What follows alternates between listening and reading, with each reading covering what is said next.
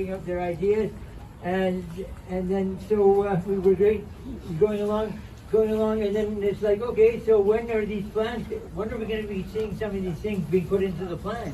And it's like, well, no, your stuff's going to be fine. It'll be all documented and stored in the archives at City Hall, right? So, okay, so we did all that for what? Just to be stored in the archives? I don't think so. No. So the one thing. And at that time, Bandu decided that there was this thick a reading to do to approve or disapprove of the plan, and we had 1 day to do it. So we thumbed through it, went, not a chance. We didn't show up, we didn't speak against it, we didn't do anything. And we were very instrumental in pushing that, like we were involved in the local area planning process a lot. And so by not saying anything at all, for or against at all, I think we spoke out loudly that we disapproved of that plan too. But at that time, we did get something. We got the downtown Eastside Oppenheimer district. We saved that portion because we knew what was going to happen. And what's happened in 10 years? What has happened? Gentrification is up to Main and Hastings now. Everybody from the merch corner there is now merching up at Main and Hastings. Okay, so they've done their plan already. Whether it was Robertson in the beginning and then the other Kennedy Stewart, they all went along with the developers. And that's what's still happening. Even more so now with the Chick Wilsons and all these folks. They're the ones driving this. And the government, our governments are going along with it. And I don't like that. I think we need to get people in our government here in City Hall, like Mr. Fry perhaps maybe being a leader, as opposed to having to sit there and fight against, a majority all the time. I think we need to help him out. But I do believe that we need to make sure that they understand that they're killing people. This is genocide. Gentrification equals genocide, and that's not acceptable. Okay? I don't believe that they even understand that. And so, one of our members of our Homes Can't Wait and our Streets Block meeting, who all these laminated signs that we have up here, this is all the statistics that have come out of the survey that we did. We went around and talked to people all over the downtown east side about what they liked, what they didn't like, what they wanted, and that. And all of these things have one thing to say. Nobody wants it. 82% of people said they don't want big towers, right? 82%. And the people that are sitting around waiting for housing, there's like 80% of those are still waiting for housing. So they're not going to do anything good by putting more people on the street. That makes no sense. Sometimes I wonder where their thought processes are. Anyways, Carol wrote this poem, and I think it's a good thing that they hear this. Hello, Mr. Government Man. Tell me, what are you going to do? We try to tell you what our needs are, but all you do is lower your head and look away like we don't exist. Shame on you. We may not have much. However, we have one thing, and that is the strength to fight for our human rights. So we the people are not going away. Now, Mr. Government Man, what are you going to do? All of you get to go to your homes and lay your heads upon warm beds, while we lay our heads on cold cement. And I ask you again, Mr. Government Man, how hard can it be? You all have homes, why can't we? Right.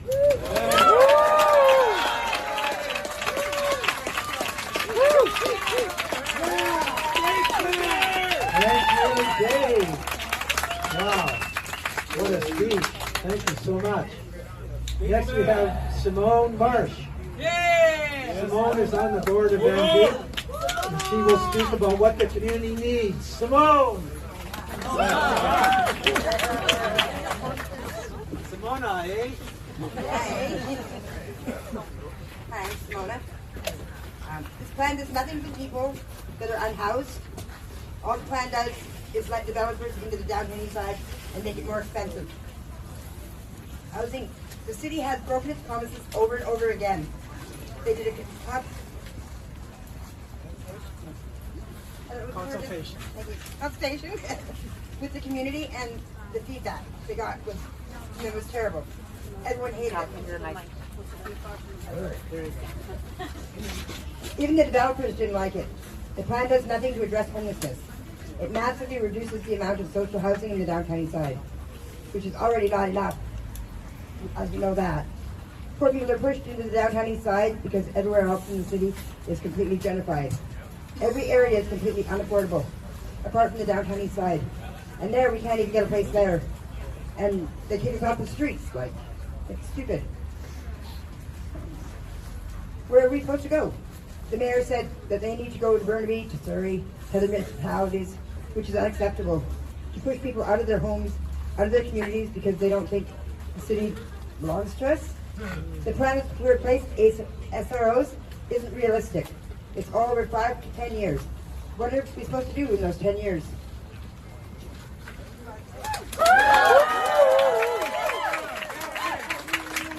Thank you, Simona. Okay. We're on a roll here, folks. You having a good time? Yeah.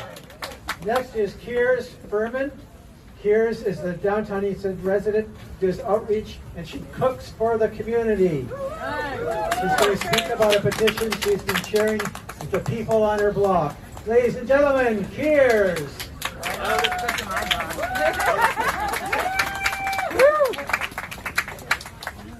I didn't just stick to my block.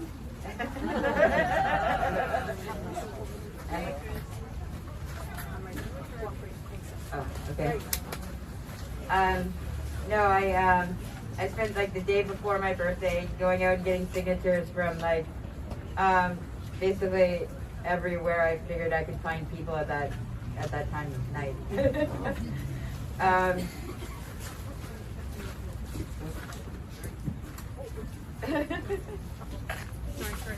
It's all good.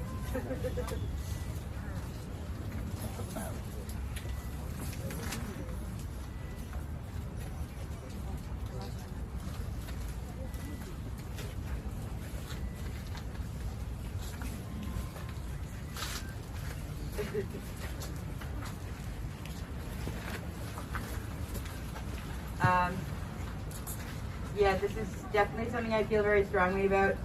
Like, if, when the last time I came and talked, they said they were giving the homeless like $6 million. And then they spent like 5 times what the Patricia was worth, definitely. And they were told that building couldn't handle maximum capacity, and then they filled it up with a whole bunch of like hoarders and homeless people. And I guess they were hoping that one of the big one was going to come, and like then they wouldn't have to house anybody that was housed there if it collapsed on them. At least in theory.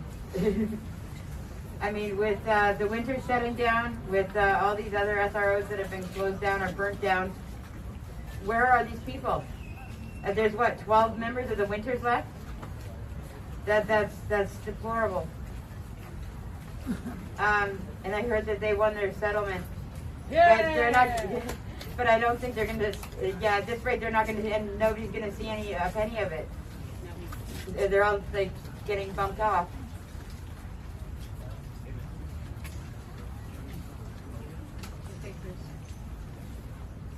Solidarity.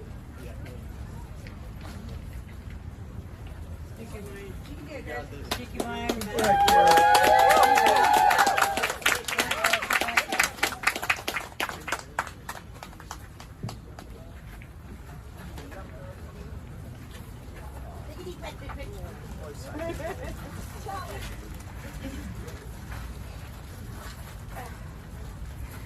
I don't see any solutions to the homeless problem. I mean, why would they give us $6 million if they were just going to squander it on something and not actually get its worth?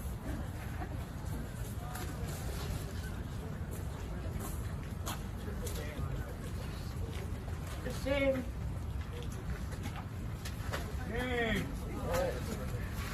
can do it. Say your words, Kier. Got ya. Stay for everybody. You got this.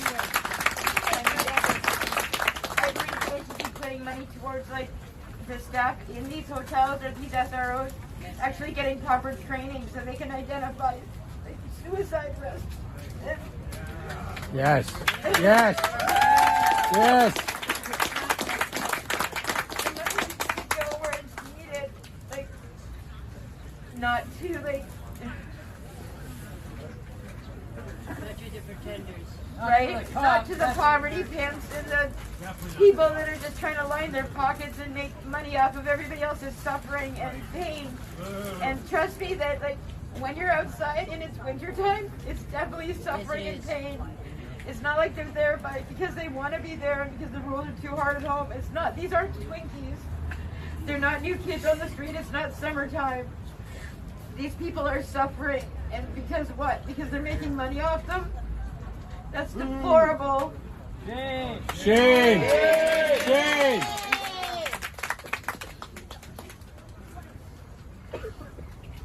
They need to reevaluate their fucking priorities here. And we need a government that's actually gonna fucking like do something for us, not against us. Get one of us be the government. Right? No doubt. Right? You lived it. Right? Like to see Uh, Right. Right. Yeah, maybe I should run for mayor.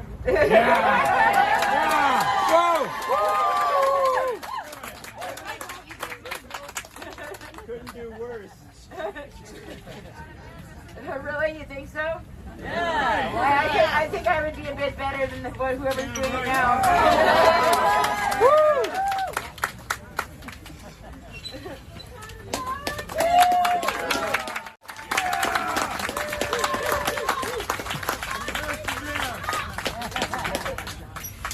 Thank you, Tears, for being so real. I love you. Thank you for your strong emotional words. Like to see Trudeau. Our final speaker is Elder Kyoko Judy Hamazawa. Elder Kyoko is with the Human Rights Committee of the Greater Vancouver Japanese Canadian Citizens Association. And she's going to speak about the strength of community-led housing and the need to preserve the Oppenheimer district so we remember and don't repeat the atrocities of the past.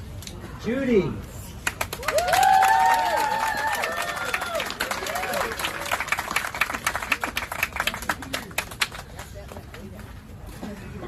I'm acknowledging that my home sits on the unceded land of the Musqueam, Squamish, and Tsleil-Waututh people.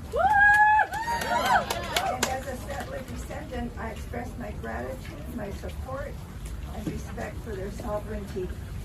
My name is Kyoko Judy Hanazawa, and I'm a third-generation Sansei Japanese Canadian whose family, since my grandfather's immigration in 1910, were commercial fishers residing in Stevenson. But in 1942, they ended up in Bridge River because of the incarceration of disciples. Yeah, and Shame! but we returned to the coast. My dad went back to fishing, and we settled in the area that we're talking about right now. I grew up in Strathcona, downtown Eastside. So long ago, my grandfather spoke to me of pre-war times and remembered walking all the way from Stevenson looking at the Woodward's Tower W and to get to Powell Guy or Powell Street, which was the area, the district for Japanese Canadians, which is the area we're talking about too.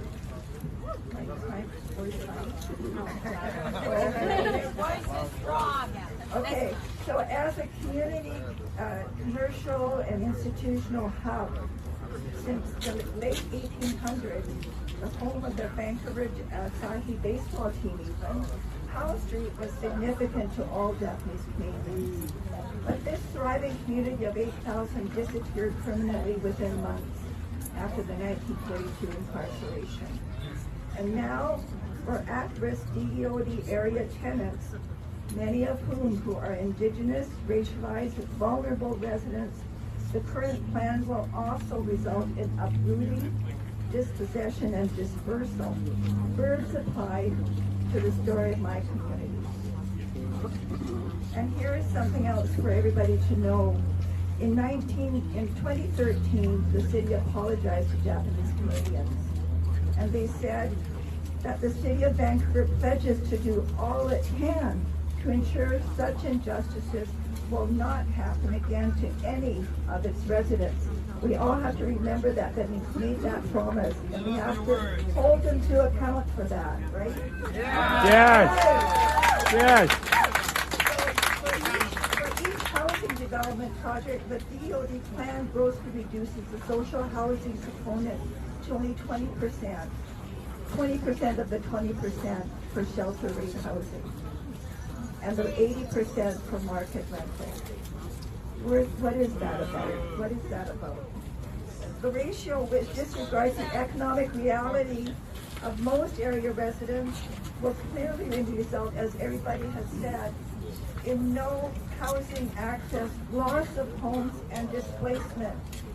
Something that my community knows about and has been trying to share with everybody to not let it happen again. Yes. Yes. Local groups like the SRO Collaborative, the Downtown Eastside Community Land Trust have applied specific guidelines in developing a roster of community-based tenant-managed safe SRO housing sites for potential ownership by the land trust. I think we've talked about that. In the process, I have witnessed the change within tenants as they take on the jobs, do the work to support and care for their building operation and fellow tenants, and use their voice as you are today. Yes. Yes. Use their voice within organizations like the Downtown Eastside Land Trust, and call out to the city to do the right thing.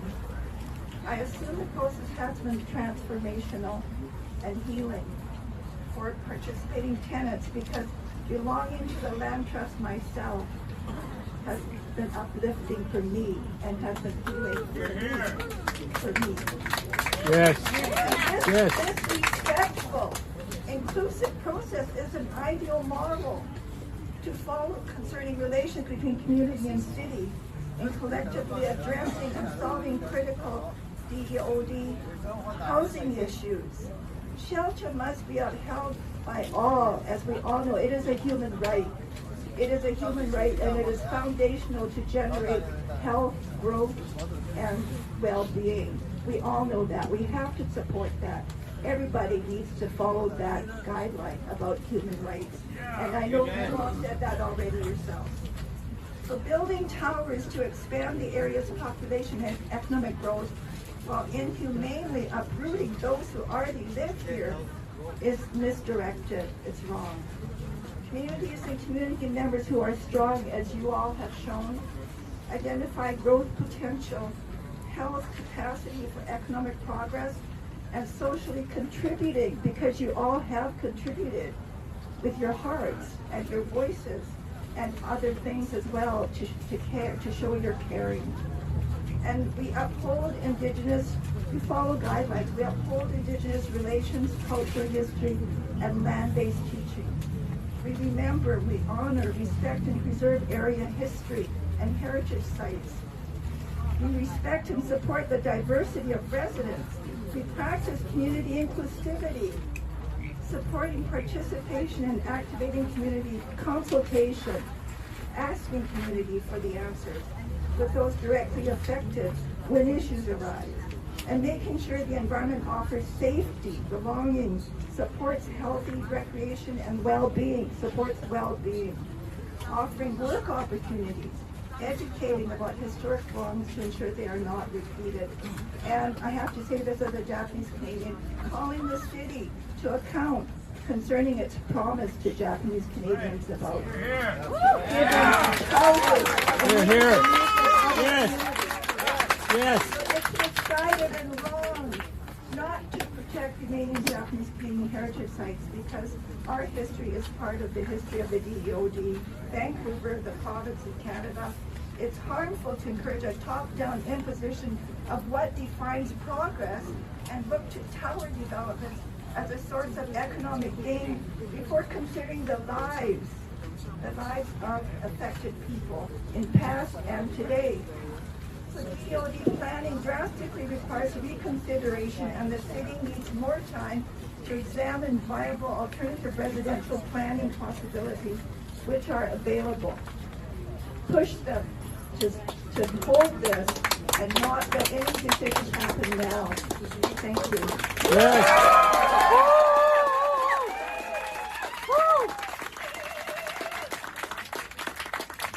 Thank you so much, Elder Kyoko. So powerful words. Amen. We're now at 300 speakers. Thank you to all these 7 speakers for raising your voice. And as Buzz Osborne said, for raising shit.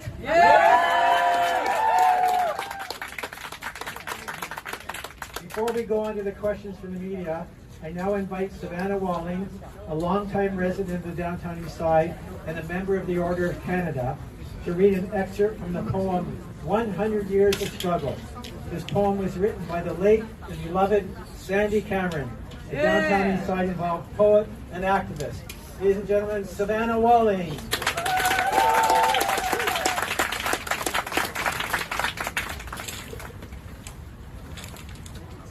I'm going to dedicate this reading to our 7 speakers and to everyone who is standing and sitting here today in support of the downtown Eastside community, and to Sandy Cameron, who wrote for us, when men of great power deny the humanity of human beings and the history of a community, they tend to think that they can destroy both the people and the place without moral qualms. The downtown Eastside has a long history, however, and a rugged identity. It is not expendable, and it is not just Skid Road. We are strong when we stand in solidarity with those who have fought for human rights for over 100 years. Memory is the mother of community. Thank you, Sandy.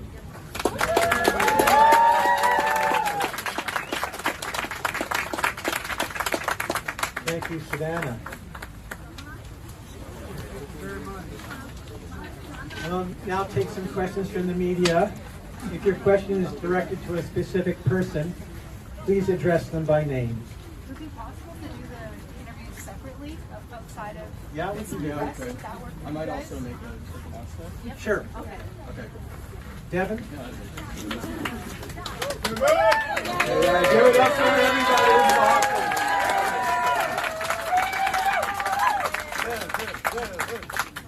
300 speakers is wild. This is going to be a pretty awesome week.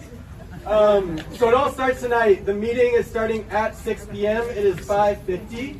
So just saying, if anybody is in like the top 10 speakers, it would be good time to start to walk up. If we're going to be doing interviews separately, we actually wanted to do kind of like a little parade up to the front to really like amp people up who are going tonight. We're hoping maybe the first 50 speakers can go this evening. And yeah, so we've got Harley over here with the big staff.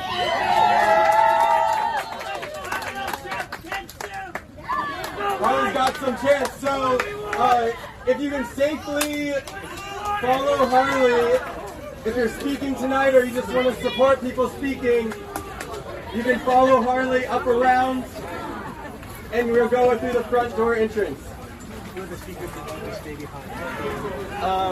Yeah, and maybe if you did speak, you can stick around just in case you want to get interviewed. Thank you. Woo! Yep.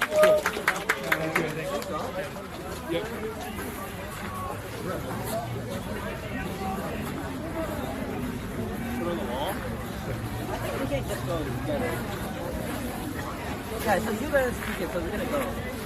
Okay. Okay. Pull the banner. Fight back.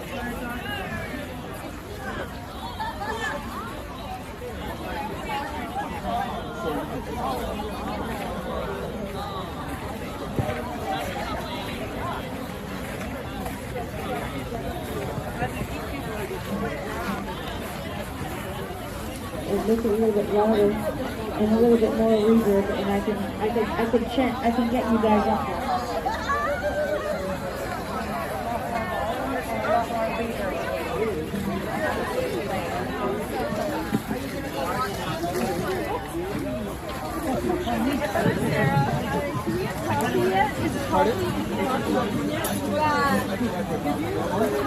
If you can give me some volume. And a little bit of the tree, windows leave, the sea, cleanser, sky, eagles are flying so mountains so high, and then I'm walking over.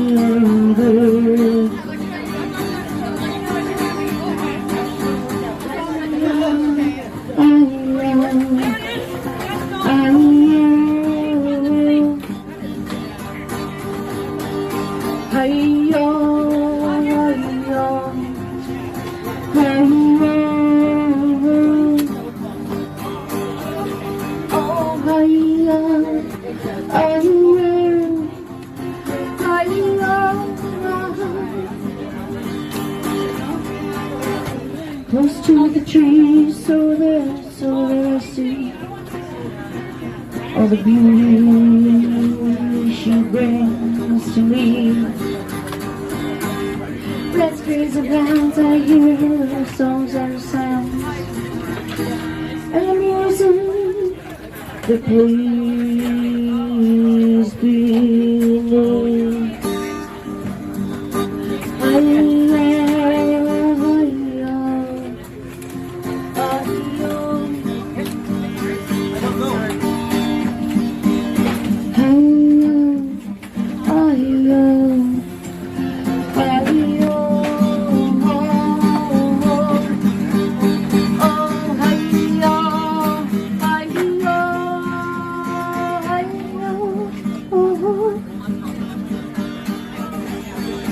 So as we stand here in the days of reconciliation, this beautiful little girl, hello, young lady, we are making a future for these little ones, and it is based on democracy.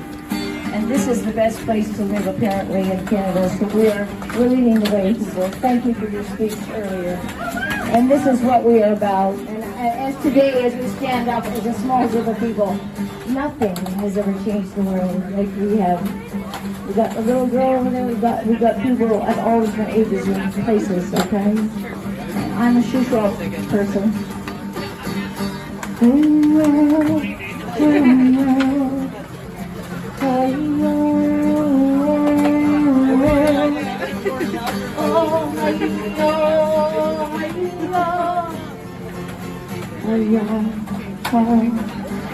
And the rocks leave the trees, and the wind blows the leaves, and the sea is splendor, sky high.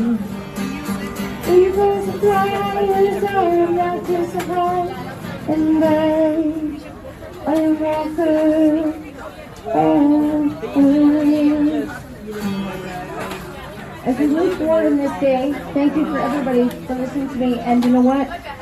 This is what we stand for. It's democracy. This is our land.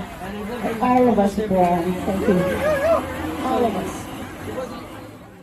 Working there, I started working with that sort of collaborative, and then I started working with the Community Land Trust, and then I got my job at Aboriginal Front Door Society. So, yeah, it's just kind of one of those things that's, you know, you try to get out and they pull you back in. No, I'm just kidding. But like, yeah, it's just, it's really great. Like, there is a really good community downtown, and, you know, due to the fact of like how much we're dealing with, and then when I say that, I mean, you know, because there's all the people that become homeless from the whole rest of the city and probably the rest of the country wind up in the downtown Eastside. And, you know, it's a lot. It's a lot to deal with for the people that live around there, because a lot of people live around there are vulnerable. You know, that you've got elderly people, you've got veterans who have different issues that they're trying to work through after being in conflict, you know, in the Middle East and other places. And I mean, these are people I've talked to personally. Like, I serve coffee to people every day at Aboriginal Front Door Society, and so like these people talk to me. And, like, when I say this stuff, I'm not just making it up. Like, you know, these are all real people that with real stories, and they tell me, because I guess I'm sort of like the bartender, but you know, with coffee, right? So I hear everything, and How do these changes, hurt people in the downtown east side? Well, what I've noticed is a lot of the times the people that are housed in the downtown east side, like some of the elderly people and like the other vulnerable people that are down there, they're actually the ones helping people and like sort of like the ones that can be helped that are on the street. A lot of times it's the people who are housed in and around that area that are actually outreaching to those people and helping them and like just kind of like giving them the opportunity to like do something because they're just there. They don't have somewhere to live, so what can they do? They can't go to school, can't plan a family, they can't have a job really, like, and there's a lot of them, they would like to have a job, trust me. They come to my work and they try to do my job the whole time, right? Just because they literally have nothing else to do and nowhere to be. So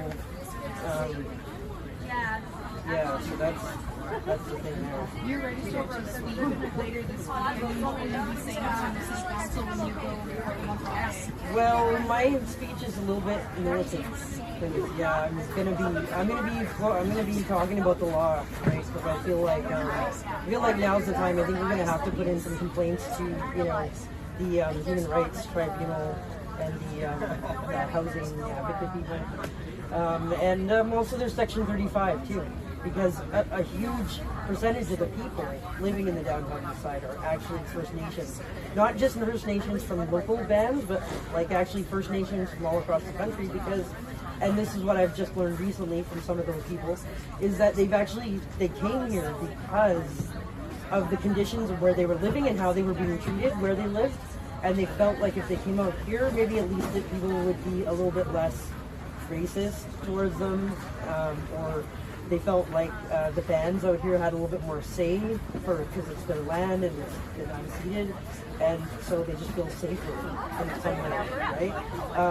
Which, I don't know if that's true or not, but what I will say is that I think people are starting to like pay a little bit more attention to that issue of the reconciliation, truth and reconciliation and whatnot, and I feel like it's because it is so important. These are issues that people are dealing with generations, and it's just like if we have to eventually it's a matter of just kind of like not allowing that cycle to keep going like a wheel. We have to break that wheel so that it can't go anymore, and I feel like the only way to do that is with like some love, not to sound like cheesy or whatever, but love is the only real way, right? And so I feel like if they push this thing forward, it could be seen as actually a breach of Section 35, I think. So I'm going to be bringing that up. Michelle, what would you like to see City Council do following the public hearing? Well, it's just like I read the report that the City Council people came up with after they did the consultations with people downtown. And it pretty much it was pretty much a consensus, like everybody basically agreed that yes, there does need to be development, but that it needs to be community led and community driven. And it's just, I'd like to see them I'd like to see them look at this idea of the 20-foot lot, because apparently one of our people actually did they actually went around to all the different spots that were underused or vacant, not being used at this point in time, or up for sale. And if we did 24 or 25 foot lots, we could come up with 4,000 units just within the DEOD, and that's not a very big area, right? But for these towers, they would need a footing of about 3 acres, almost 3 acres, and that doesn't include the alleyways or the sidewalks or any of that. So the DEOD is only 2.7 acres. So that's if you bulldozed that whole entire thing, you still only have enough units to rehouse the people from the Empress. So what about all the other people from all the other buildings? So, and that would be literally, you'd have to tear down everything in the DEOD because it's just not enough space. It's not enough space even at 32 stories. We did the math on it, but I feel like that the 25-foot lot idea is a good one because you could actually put people from one building into into one of those, and then you could build the next one, and you could put people into that one, and just sort of like leapfrog, you know, like from spot to spot until you had all the units. But also, I think those kind of buildings can be built really quickly as well. So, and that's kind of what we need. We need a cheap and easy solution for this. We don't need a super expensive, crazy expensive, like fancy thing, right? And this is the thing, you know, getting the developers and all that stuff. I mean, like, I get it, right? Because they just want to make money. But at the same time, where are all the people that come here from other places going to go? You know what I mean? There is nowhere else for them to go, literally, unless they die or move to another country. That's. I mean, you know. There's no other way, really, you know. So it's either. I just look at it like this. It's like if they try to push this through, even though we've said no, they're literally trying to kill people. Like that's just all it is. Bottom line, like yeah. I'd like to see them really look at that 25-foot block thing is what I'd like, because I just feel like it's doable, you know, and then it might actually solve some of the issues we have going on. And I mean, I don't think it would completely solve everything, but if you start, you know. So. Thank you. Thank you so much.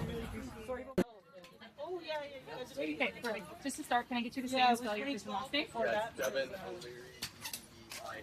Yeah, I just like I had to leave because I got sick people. You want to be organizers for tonight? Yeah, I work for the company. So, I mean, tell me why it's so important to bring so many people out to speak to this issue this evening. I think the most important thing is that like the community needs events like this to feel that we're all together and we are doing these things. Like stories they told about like the day-to-day fight just to keep people alive and just take care of each other. Sometimes it's hard to feel like where that sits in the kind of broader space of these like policy things and our organizing. And so people really live for coming together and being able to hear each other's stories. And I think it's really important that we got to organize people for this public hearing because now everybody gets to hear these stories. With like the budget hearing recently, the 105 Keeper hearing, these things are recorded. And with social media, it's so easy to share people's speeches. And I think it really like galvanizes community across the city. And like memorializes these moments. What are some of the biggest takeaways or issues that you have with these policies that are being proposed? Is there something that really stands out that you believe should not go forward? Yeah, I mean, it's something that has already been fought against. The 2014 local area plan was created to preserve like low-income housing and low-income and housing for low-income people in the neighborhood, and it has been successful in doing that. There's research that shows that twice as much social housing has been built in the Oppenheimer district than the rest of the downtown Eastside combined. And they're basically saying with this plan that that's a problem. They're saying that not enough market rate housing has been built, and I think it goes along with an idea that if you just move in people with higher incomes into a neighborhood, that will uplift the community. But we know that they don't, like, a lot of people don't have the same attitude about community and care as people here do. There's so much like aggression toward and criticism towards people who use drugs, people with mental health issues, people who are unhoused all across the province. And no one's really doing much about it. And I think the really great thing about the Downtown East Side is that we are doing a lot about it. We've got the Downtown East Side Community Land Trust that Richard talked about, where they are actively trying to buy up buildings so that the community can own it and tenants can really be respected as leaders in their buildings.